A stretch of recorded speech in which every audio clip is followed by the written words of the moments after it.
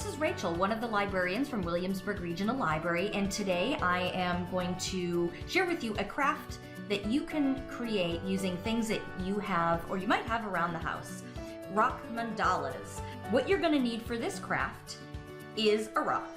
So you want to preferably find a rock that has a nice circular flat space for you to work on. You are also going to need a pencil and then simply some leftover nail polish. So let's get started. So what we're going to do is we're going to draw a little circle on our flat space to guide our designs. So what I'm going to do is I'm going to take a pencil and I'm going to draw a circle and I'm going to divvy it up sort of like a pie.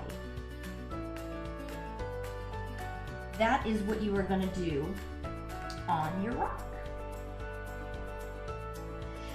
Now from there, we're going to follow those lines that we have created.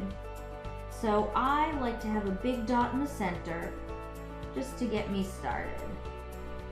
So if you could see the lines on my rock, you would be able to see that I'm sort of doing this, like that. And I decide this is going to be my center. And I'm going to basically hit the spokes of the wheel. And you go at your own pace. You put some music on, maybe listen to an audiobook. WRL has a really great audiobook selection. You can go ahead and download the RB Digital app on your mobile device and pick any one of thousands of books that you might want to listen to while you are working on your mandala. The mandala design comes from an Eastern spiritual practice that is done to sort of provide centering for meditation, which is kind of neat. So maybe this craft will bring a little zen to you today.